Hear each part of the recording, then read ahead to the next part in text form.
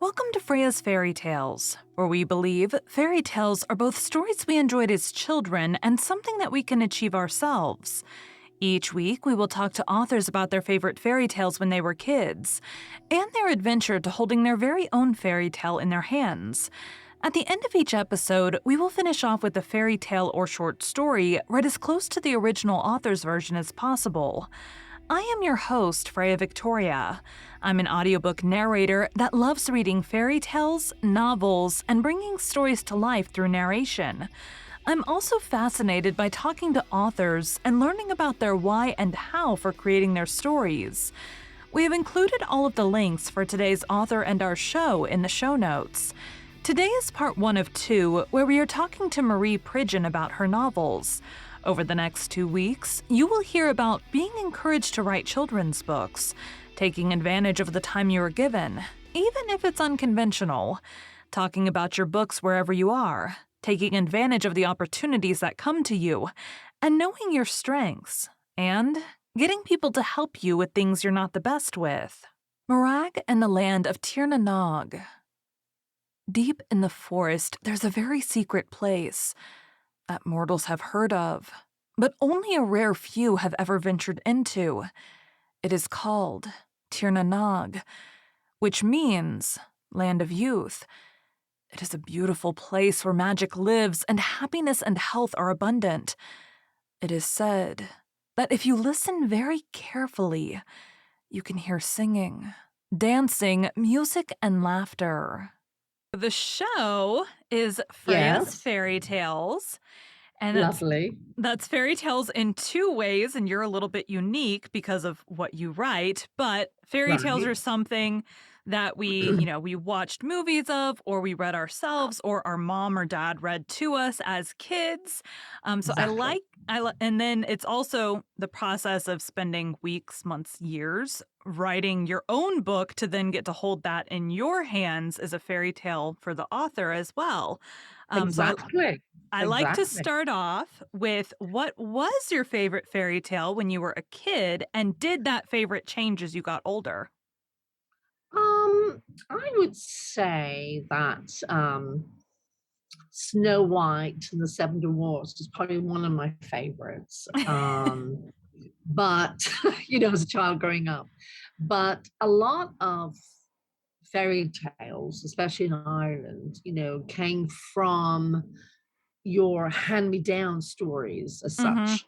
And the wooing of Becfola was another one that I loved dearly. And just stories from my grandmother that she would pass on to my mom. mhm, And there were stories that were all about the fairies and how mhm. she met them and her journey with them. So I suppose that the more the ones I love the most were the ones I heard from my mother. Now, were Mhm. they made up?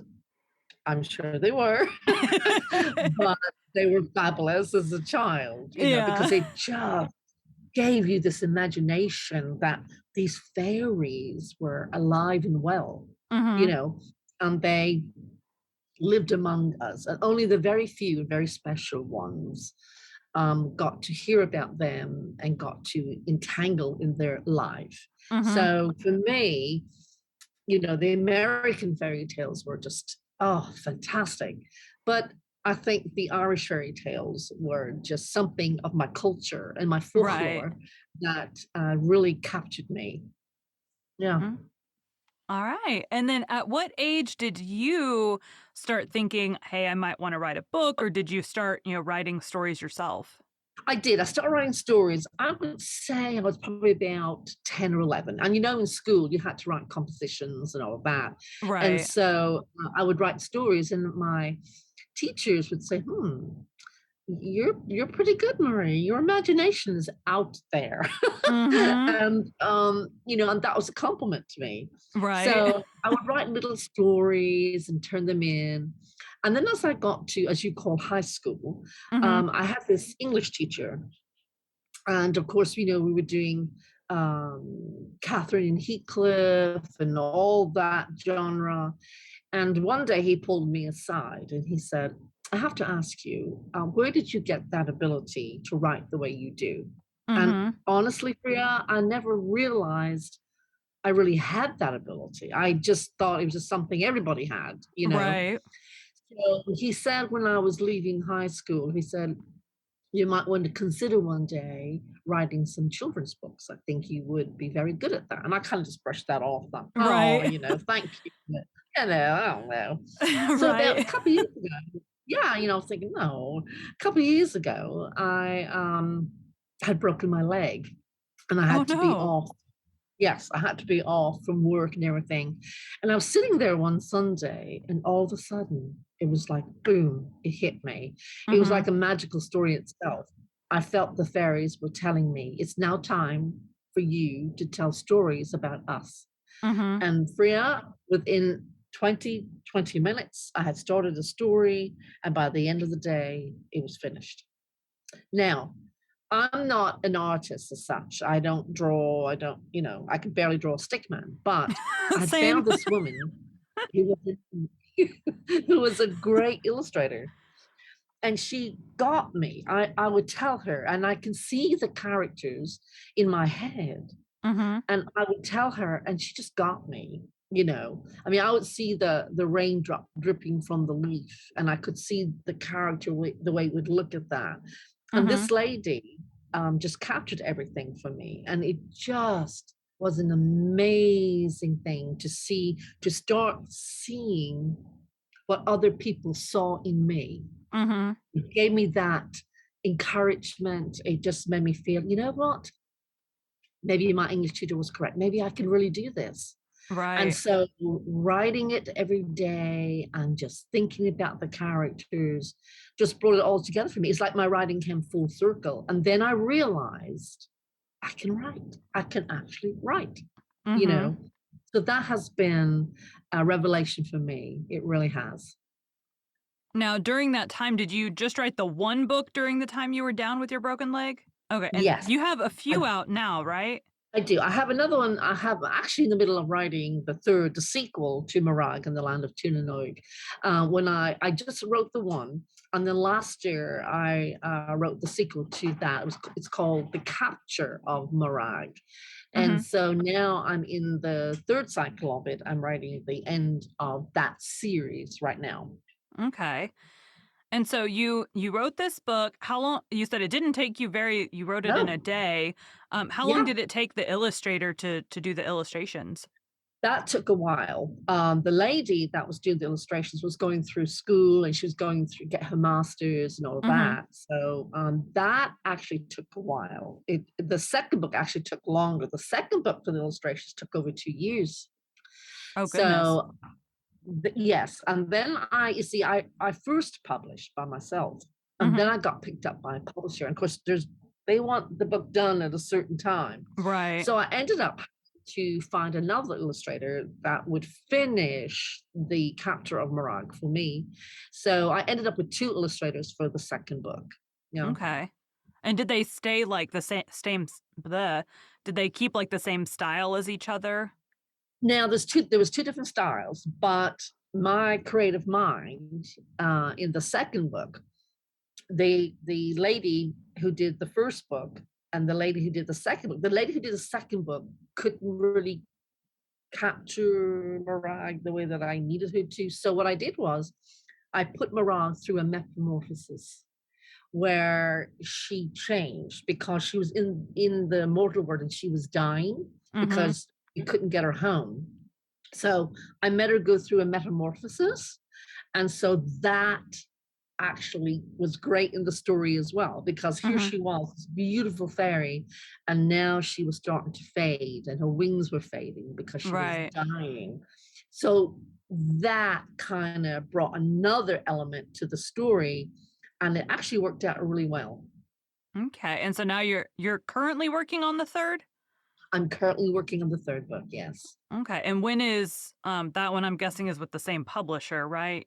Same publisher, and I'm hoping by the end of this year that it'll be finished. Now, I just met with the illustrator last week, and we were just going, doing some ideas about how I needed to look this time and how the other characters. So I had introduced new characters into the second book. Mhm. And so I really needed to kind of streamline, keep the same flow in the book.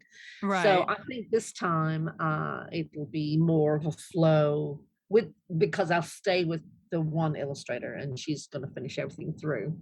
Okay. And so, Yeah, um, now you are originally from Ireland, right? I am. Yes. And how did you end up in the US? Well, I had moved to Germany when I was about 19, 18, 19, and I went over there as an au pair, a nanny. Mhm. And then, because I wasn't making any money and I was just living from paycheck to paycheck. So then I got a opportunity to work for the US military as a local national. So what that means is that the German government hires me as a European to work Mhm. for the American military. And through that is where I met my husband. Okay. And so you moved here because of him? Yes, yes. Mhm. Okay. And so you all this writing that you've done, you did it all here, but the stories Here. are Irish-based Yes, stories. yes, they are. Yes. Another reason why I wrote those books, Freya, is because, you know, I wrote it too for sick children because, they deserve to have some freedom from their illness. And I wanted to transport them to a place where nobody dies, nobody gets sick, everybody's happy, the sun is always shining, and you live Mhm. forever. And so I wanted to give that to them to kind of transport them away from their everyday life that they're Mhm. going through. So Like that was you another needed main goal. like you needed while you were stuck on the couch. Exactly, exactly, exactly. Mhm. So that has been a very rewarding thing for me to be able to do that, and just when they read the book, you can just see that they want to go to a place where there's no illness and they can be free, and it's just a lovely thing. So what have you been able to do with the book? Have you been able to no, clearly from what you just said, you've been able to see people reading the book. Yes. What kind of events or whatever have you been able to do? Now, the publishers that I'm with, they go to cons, Okay. and they have cons all over the country. They're also publishers themselves. They write their own books Okay. as such. You know, um, so they get to produce their own books and introduce their own books. And plus, they have several authors besides myself. So they go to the cons. I've been to one or two cons. And it's fine, it's fine. But um, I'm still not getting the word out there as such. I'd love for more people to know about the books, but Mhm. it's hard to get it out there. I feel like it's a little bit of a different world too. 'Cause, like most of the authors that I talk to, right, either young adult Yes, or adult books, it's totally yes, different game when it's a kid's book because it you don't have is. the kids on social media; it's their Right. parents. Exactly. You don't. So it's harder for a children's author to kind of push that out there, Mhm. because most people like yourself love the older genre books and more fantasy for older kids, and people love romance stories and true life stories. So it is a little bit more difficult, I would say, for children's author to really get their books out there. Now, are you in any bookstores? Because I imagine that's where the kids would more easily find No, you. right now, the publishing company that I'm with has been trying to get us into bookstores. I don't think they've had great success. So I myself right now is researching that for myself to see Mhm. how can I do that for myself and get my books out there. You know, Yeah. I've heard that if you have a local, like, Barnes& and Noble near you, they will list you, but I don't know I Yeah. don't have any published books myself yet, so I don't know how that works, but I've How that heard works. that, Yeah. and I assume other local bookstores would do the same thing if, you're in the area, um, So but yeah, I that's don't what I'm trying. I'm heading for that because I know, they have several authors that they have to also look out for, Right. and they're trying their best to get their own books out there as well. So Mhm.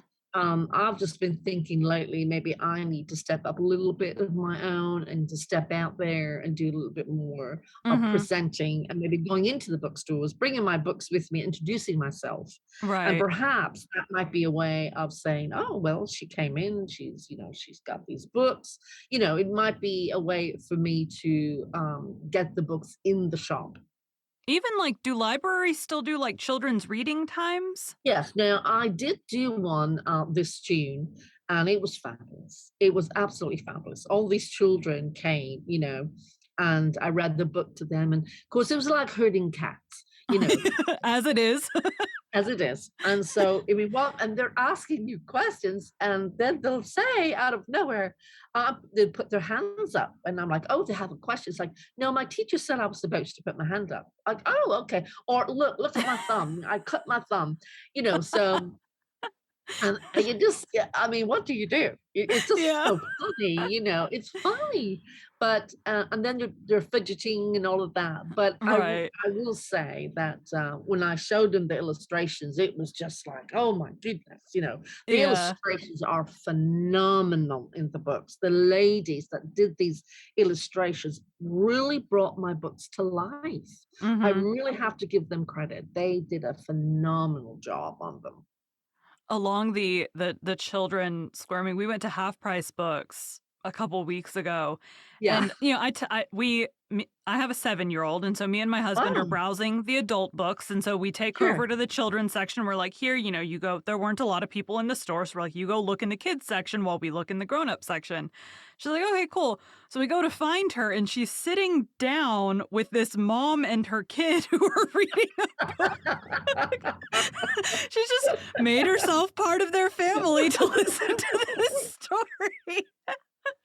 But That's I so can cute. definitely having, taught kids and stuff, I can see the, like Yeah, my kid's fairly, like, she's a very busy-bodied child, but she yeah. does, like when she's listening to a story, she will listen to it. But you just reminded me of, like, that a couple weeks ago, just like, I'm part of this I'm part of this family now. That's so cute.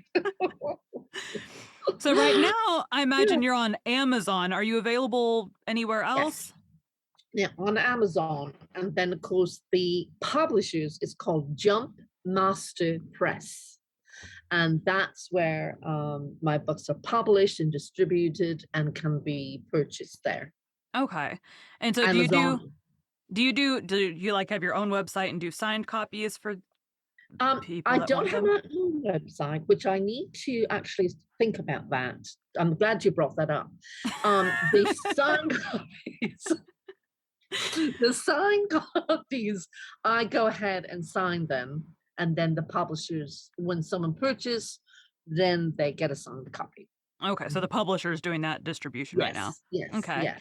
Mhm. I didn't mean to put pressure on you for the website. I just No, but I do need one. I mean, I had one last year, but then the year before, but then when the, pandemic hit, everything just kinda crashed and it Right. just and so I didn't put much thought into it, but I really seriously probably need to do that. I probably do need to do that, yeah. I've been, like, slowly building mine out. So, like, I have the podcasts, I obviously, and, love like your podcast, by the way. You are brilliant. and Brilliant. I love I it. made sure, like, as I pick podcast names, I'm like or and I as I pick pseudonyms too, like, I wanted to be Yes. able to own the domain, Yeah. so I, like, Yes. made sure, like, pick a name, okay, I like the name, let's make sure I can own the domain for that so I don't have to add anything weird to the end to make it make sense or whatever. Yes. So, like, there is Freya Victoria, there is another Freya Victoria that does, like, ASMR videos, and she has a pretty big following of ASMR stuff, but she doesn't narrate. So I'm like, "Hey, we're good." Oh, okay. And I own the domain for it. She does not. Ah! So I'm like, "Too bad, too bad." But I've been, like, slowly over time, like, building. So, like, Yeah, one weekend I built one podcast one, the next weekend I built another one, I built up the Freya very Victoria good. one. Now I'm trying to add in, like, newsletters, so that's, like, the Right. next couple weeks I'm adding, like, newsletter Brilliant. features on there. What I'll put on it, I don't know, but I'm told that you should have one. So You're just like me.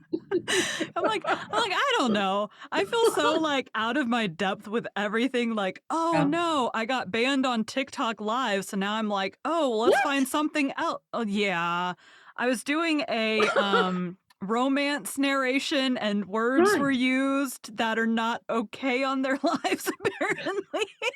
Oh, okay. So yeah, I got banned for like 4 days. I'm back now, but You rebel, you. yeah, so while I was banned, I'm like, let's find an alternative so when I have these Yeah. not as appropriate books, I can do it somewhere I'm not going to get banned. So Right. now I have a Discord, but now I have to figure out how to use Discord. Like, oh, Oh god, that's funny. Oh it's lord. it's a process, but even like same for you. Like, I feel like taking it just like one step at a time. Time. Yes. Like, you don't have to do everything at once, and I loved when I started podcasting, my Yeah. host, like, where I upload the episodes to, and then they distribute it for me, Yes, they yes. had these, like, generic websites that you could use for your podcast, and there'd be, like, a landing page with all of your, Oh, like, here's the different links for, like, the different, like, Apple Podcasts and Google Podcasts, and, like, right. here's the different links so I could just send them to this landing page. And then they had just a generic, like, here's all the episodes listed. Well, I didn't like, I liked that, but because I have, Yeah. like, this one, I would rather it be where I could, like, have each author has their own page where, like, Oh, here's the right. featured author and whatever, and they just didn't have the functionality Yeah, to be able to change anything. It was like one list of episodes and that's it. Like, that was your only that's it. option. You could change, Ah, like, my about me's on the left or the right or the bottom, but you couldn't right. change the rest of it. Oh, I Um see. so Yeah. nowadays, if you go look at the Freya's fairy tales, I'll have like the homepage will have the featured author, the one whose episodes are currently airing. And then you Yes. can go to the menu and see, like, here's all the authors. And then you can click to their page about them that stays there all the time with their episodes on it. Ah, very So good. then that works out for authors that, continue to publish. If I ever had them on Yes, yes, again, I could put yes. their episodes on their page again. So, Perfect. Yeah, that makes great sense. but Perfect. then Yeah. my fiction podcast, that one I have it set up where on the all the episodes page you can filter. Same, each book has its own page, each author has Right, their own page. right. Um, but you can also filter on the all the episodes page. You can filter by what book it is, so you only see those Oh, books. well, yeah. I like to make my life complicated. I was Like, gonna say, I'm thinking, I'm going, "Oh my god, how do you keep up with all this? Oh my most god." of them auto do, but, like, as far as, like, the Freya Victoria website, that's just, like, Yeah, I'm working on my own books, so there's a page for, like, my books, which I think literally just says "work in progress" right now because 'cause I'm still yeah. floundering on what exactly I'm gonna write. I know it has to do with mythology, but that's the extent of it. So, but because I narrate, I have my books and then the books I've narrated and then the Yes, podcasts, and that's like the main. And then narrators are supposed to have like samples on their webpage, so I have that on there.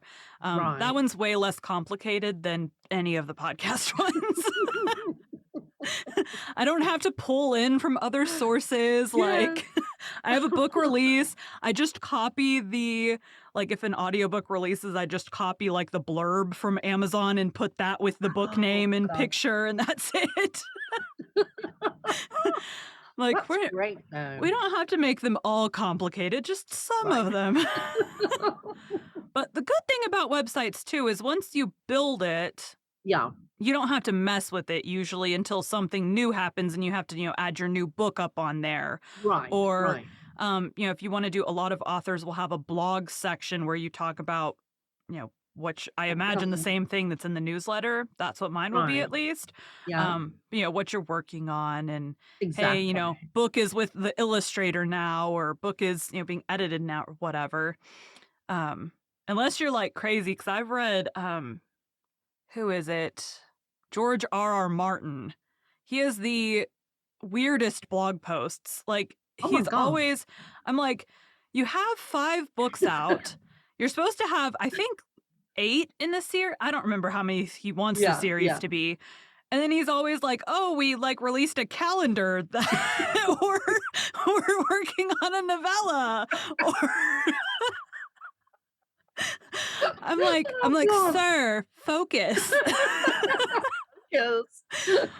But that's me too in my writing. I'm like, I got 30,000 words into one book and then another book took over, so like, I Well, get that's what it. happened with me.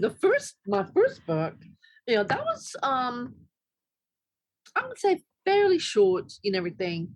And then the second book just exploded.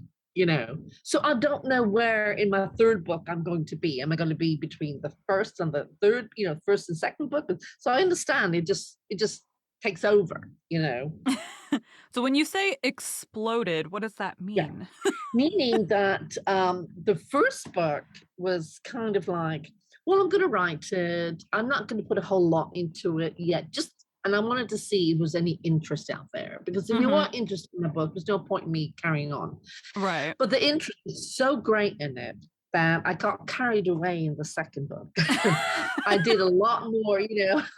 The second book is really a lot longer, more, of course, more illustrations. Mhm. So I'm thinking now the third book, I think I might just go between the first and the second book and not make it too big, Right. but yet not too small, just kind of right. So, but yeah, So did it you now you wrote it in a day, so I imagine there wasn't a mm, whole lot of planning that went into place for book 1, but did you have, like, as you're writing this, a plan in place for the series? yes, I did. And I knew when I started the first one, I knew how it was going to be in the very last book. It's strange, but Mhm. you look ahead and especially the second book, I know exactly what's going to happen in the third book already. I already know the characters I want in there and everything and how it's going to end and Mhm. how she's going to get home. And it's amazing how when you love something and I love this character so much Mhm. that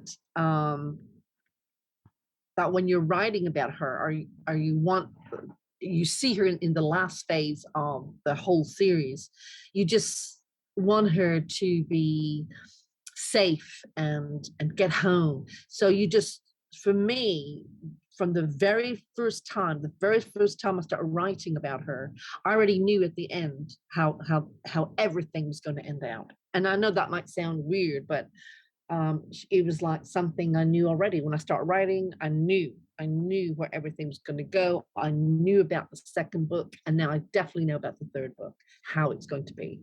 You're not actually the first author that's I think the first author I ever talked to said she'd already written the last chapter of her series, even though Oh she was working wow. on book 2. She's like, "I know exactly how it's gonna end because 'cause I've already written the last chapter." Yeah, it's a strange thing, but it's a wonderful thing. Now I write children's books, but I have also decided that I might just the next series of books I'm going to write is about the backstory to Morag, and it's going to Mhm. be about her mother, and it's going to be called Queen Maeve, and then she's a warrior, she's Mhm. a warrior fairy. So, so I was kind of sad, thinking, "Oh, Morag's going to end. This is Mhm. the end of Morag," and I thought, "No, I can still incorporate her into another series that I'll start eventually." Mhm. So, I'm excited about it. So, I know I have heard many times that you're supposed to, like, read in the genre that you're writing. Do you read other children's books? Like, what are some of your favorites now to read? Actually, to be honest, I have not read that. I have not read other children's books. I think it's because I'm just so focused on mine, um, that I just never really I've not had an opportunity to actually go somewhere and buy some books and read children's books. Mhm. I Well, you I need to work go full time. take pictures in the children's sections. This is where my Yeah, book's gonna be. yeah, you're right. You're right. I should do that. You're right. You're right. And no, you're right. I should do that. And it's just, I'm kind of shy in some respects. So it'll take a lot for me to go into these bookstores and just say, please buy my book. Please let me put my book in the shop. Well, You you could know. take baby steps. Just walk into the store the first time. Yeah. You don't have to Go talk to anybody. Like, just walk around, go, oh, to dream one day I'll be in here. So that's just my goal to be in the shops, you know.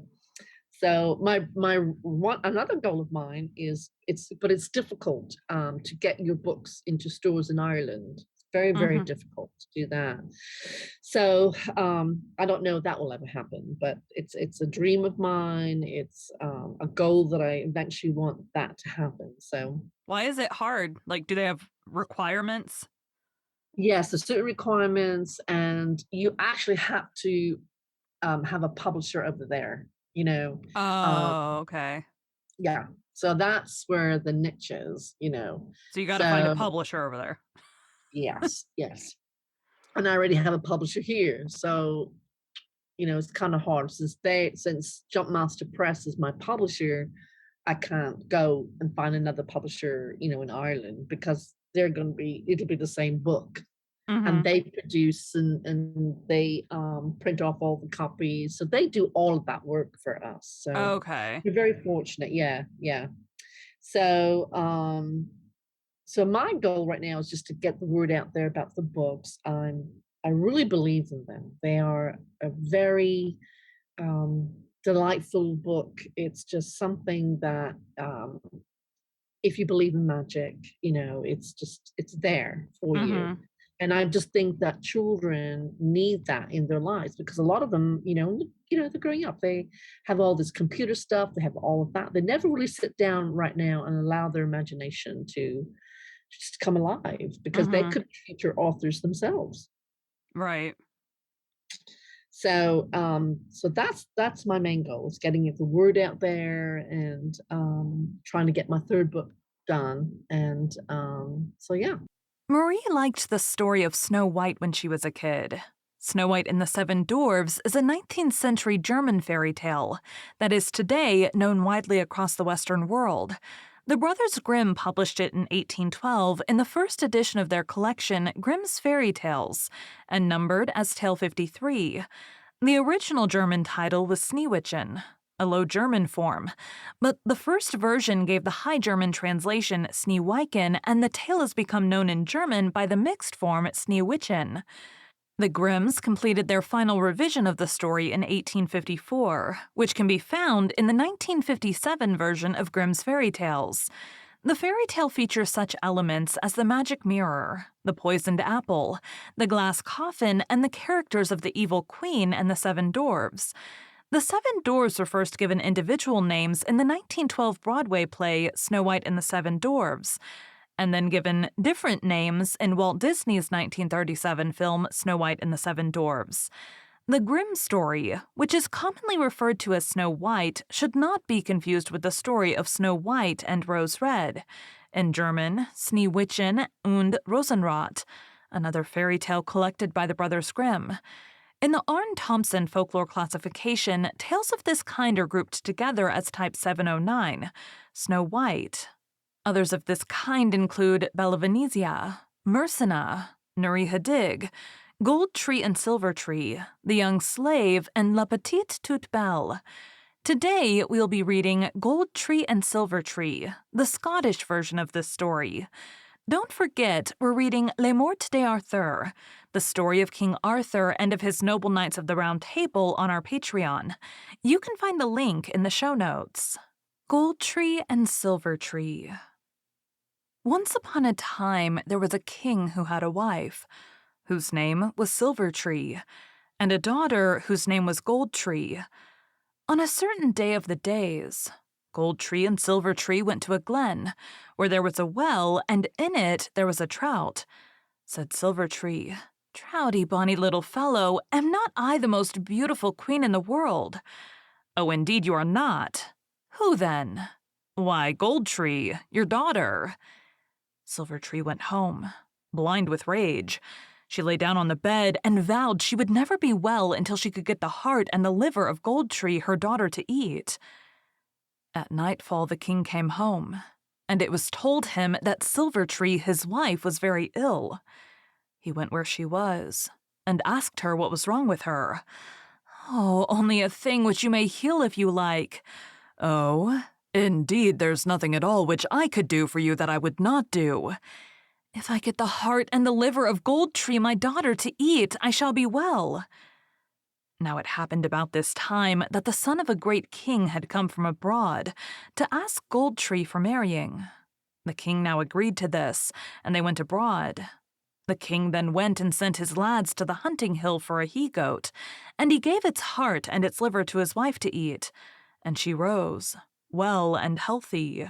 A year after this, Silver Tree went to the glen, where there was a well in which there was the trout. "Trouty, bonny little fellow," said she, "am not I the most beautiful queen in the world?" "Oh, indeed you are not." "Who then?" "Why, Gold Tree, your daughter." "Oh, well, it is long since she was living. It is a year since I ate her heart and liver."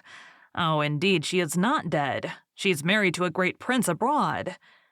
Silver Tree went home and begged the king to put the long ship in order and said, "I'm going to see my dear Gold Tree, for it is so long since I saw her." The long ship was put in order and they went away. It was Silver Tree herself that was at the helm, and she steered the ship so well that they were not long at all before they arrived. The prince was out hunting on the hills. Gold Tree knew the long ship of her father coming. "Oh," said she to the servants, "my mother is coming, and she will kill me." "She shall not kill you at all. We will lock you in a room where she cannot get near you." This is how it was done. And when Silver Tree came ashore, she began to cry out, "Come to meet your own mother when she comes to see you." Gold Tree said that she could not, that she was locked in the room, and that she could not get out of it. "Will you not put out," said Silver Tree, "your little finger through the keyhole, so that your own mother may give a kiss to it?" She put out her little finger, and Silver Tree went and put a poisoned stab in it, and Gold Tree fell dead. When the prince came home and found Gold Tree dead, he was in great sorrow. And when he saw how beautiful she was, he did not bury her at all, but he locked her in a room where nobody would get near her. In the course of time, he married again, and the whole house was under the hand of this wife but one room, and he himself always kept the key of that room. On a certain day of the days, he forgot to take the key with him, and the second wife got into the room. What did she see there but the most beautiful woman that she ever saw? She began to turn and try to wake her, and she noticed the poisoned stab in her finger. She took the stab out, and Gold Tree rose alive, as beautiful as she was ever. At the fall of night, the prince came home from the hunting hill looking very downcast. "What gift," said his wife, "would you give me that I could make you laugh?" "Oh, indeed, nothing could make me laugh except Gold Tree were to come alive again." "Well, you'll find her alive down there in the room." When the prince saw Gold Tree alive, he made great rejoicings, and he began to kiss her and kiss her and kiss her. Said the second wife, "Since she is the first one you had, it is better for you to stick to her, and I will go away." "Oh, indeed, you shall not go away, but I shall have both of you." At the end of the year, Silver Tree went to the glen where there was the well, in which there was the trout. "Trouty, bonny little fellow," said she, "am not I the most beautiful queen in the world?" "Oh, indeed you are not." "Who then?" "Why, Gold Tree, your daughter." "Oh, well, she is not alive. It is a year since I put the poisoned stab into her finger." "Oh, indeed, she's not dead at all at all." Silver Tree went home and begged the king to put the long ship in order, for that she was going to see her dear Gold Tree, as it was so long since she saw her. The long ship was put in order, and they went away. It was Silver Tree herself that was at the helm, and she steered the ship so well that they were not long at all before they arrived. The prince was out hunting on the hills. Gold Tree knew her father's ship coming. "Oh," said she, "my mother is coming, and she will kill me." "Not at all," said the second wife. "We will go down to meet her." Silver Tree came ashore. "Come down, Gold Tree, love," said she, "for your own mother has come to you with a precious drink." "It is custom in this country," said the second wife, "that the person who offers a drink takes a draught out of it first." Silvertree put her mouth to it, and the second wife went and struck it so that some of it went down her throat and she fell dead.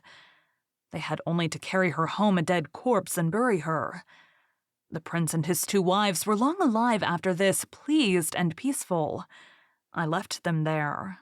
Thank you for joining Freya's Fairy Tales. Be sure to come back next week for the conclusion of Marie's journey to holding her own fairy tale in her hands, and to hear another of her favorite fairy tales.